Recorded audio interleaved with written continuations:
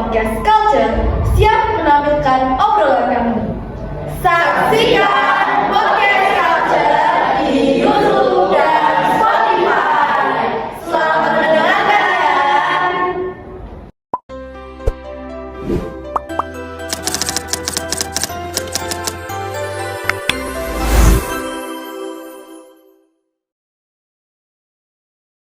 Hai Sobat Culture, selamat datang di Podcast Culture. Bareng aku Mutiara yang bakal nemenin kalian 5 menit ke depan. Topik kita kali ini pas banget nih buat anak muda zaman sekarang, yaitu menghormati perbedaan suku, budaya, dan agama dalam bingkai persatuan. Dan pastinya aku nggak sendirian dong. Udah ada 2 teman aku yang super aktif banget. Pertama ada Gulam dari PMR dan Konita dari OSIS dan Pramuka. Selamat siang kalian berdua. Halo Mutiara, siang juga. Halo juga buat Sobat Culture. Semangat terus ya.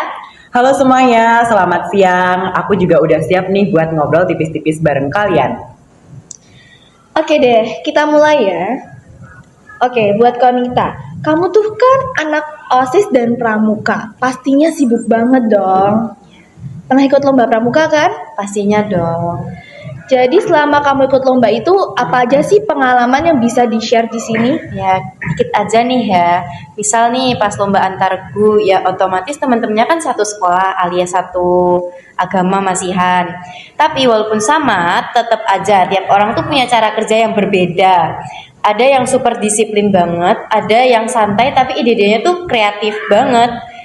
Kadang-kadang juga suka debat kecil, tapi ujungnya tuh malah bikin tim makin kompak. Wah, bagus banget.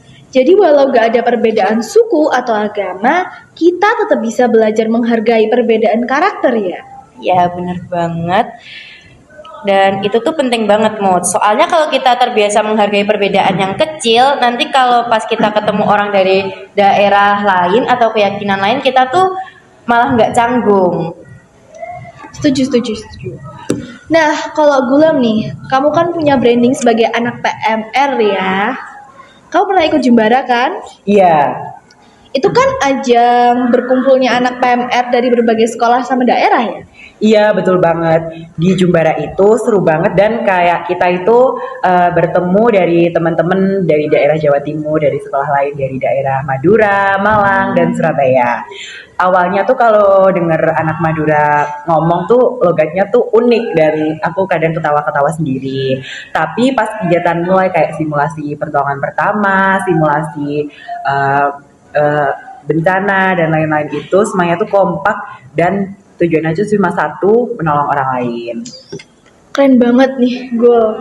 Jadi lewat kegiatan kayak gitu, kalian bisa lihat langsung gimana indahnya keberagaman ya. Tapi jujur deh, pernah nggak sih kamu bingung atau kayak nggak kebiasa sama kebiasaannya para peserta yang lain gitu? Pernah sih, aku punya temen SMA kalau tidur itu matanya tuh agak kebuka dan juga ada juga yang ada juga yang tidur itu harus peluk sama boneka masa kecilnya, jadi so sweet gitu. Wah iya tuh, aku juga ngerasa gitu.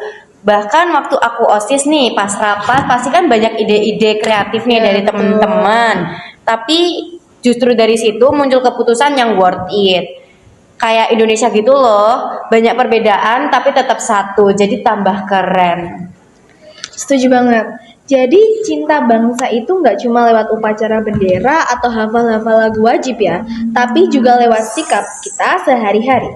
Gak menghormati teman, gak ngebeda-bedain orang, dan kerjasama buat hal-hal yang positif.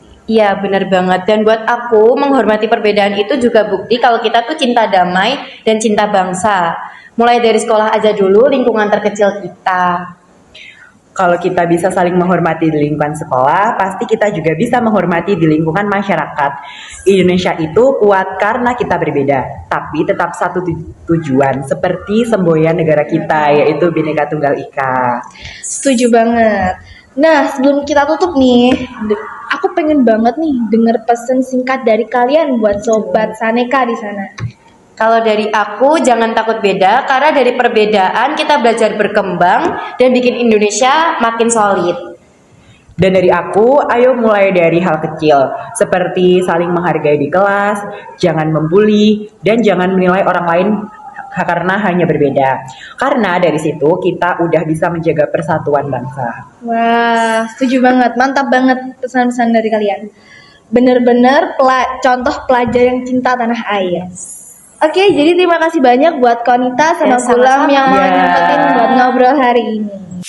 Sobat Culture, ingat ya, menghormati perbedaan itu salah satu cara untuk kita menunjukkan cinta pada bangsa dan negara. Mulai dari hal-hal yang kecil, lalu sampai ke diri kita sendiri. Sampai jumpa di lain waktu ya. Dadah. Dadah. Dadah.